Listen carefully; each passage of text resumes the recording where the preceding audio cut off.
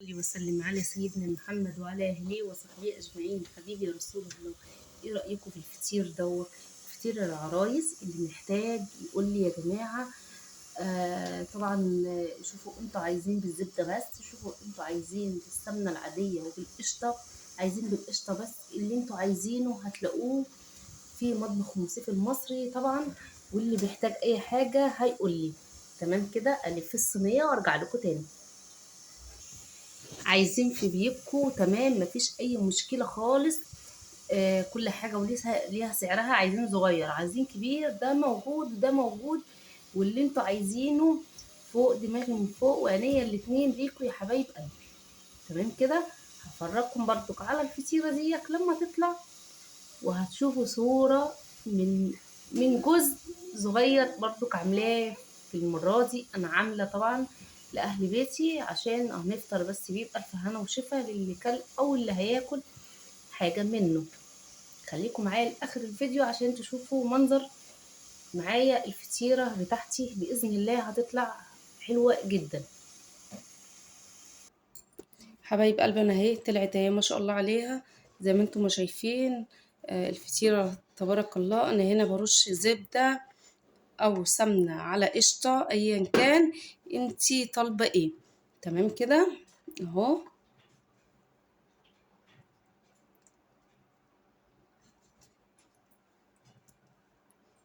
ماشي.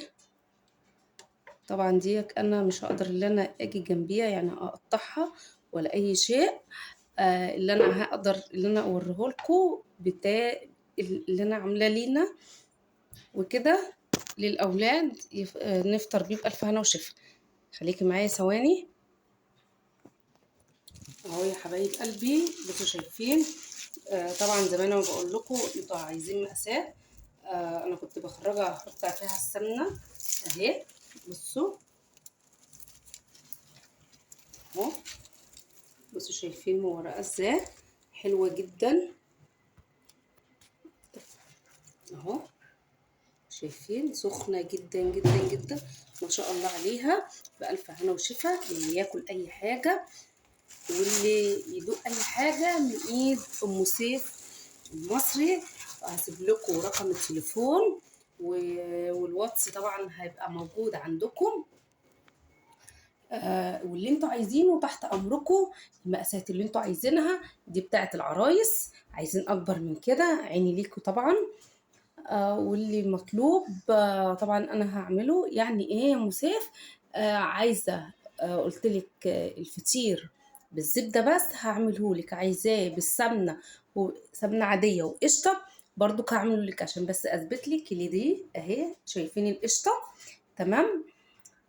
عايزين طبعا انا ما بعملش الفطير بالزيت، يعني انا ما بحبهوش. اللي الزيت عامه بينشف عشان تبقوا عارفين. تمام كده. وخليكم معايا عشان خاطر انا بنزل وصفات كتير، بنزل حاجات حلوه كتير جدا جدا.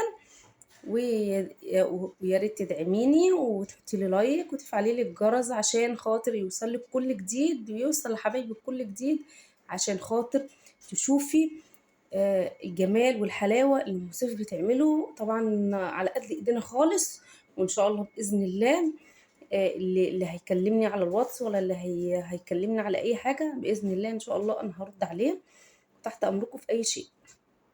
السلام عليكم ورحمه الله وبركاته.